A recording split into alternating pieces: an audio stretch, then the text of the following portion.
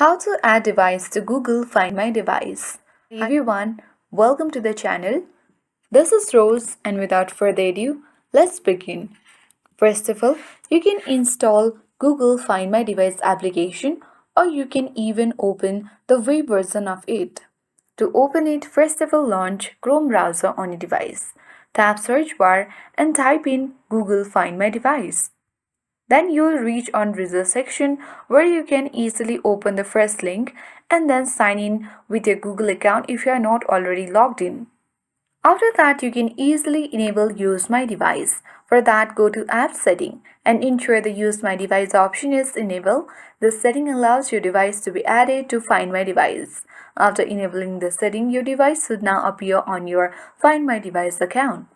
Always keep this feature enabled so that you can use Google Find My Device to locate or secure your device whenever needed.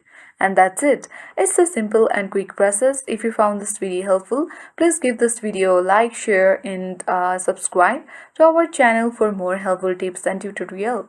Thank you for watching, and I'll see you in the next video.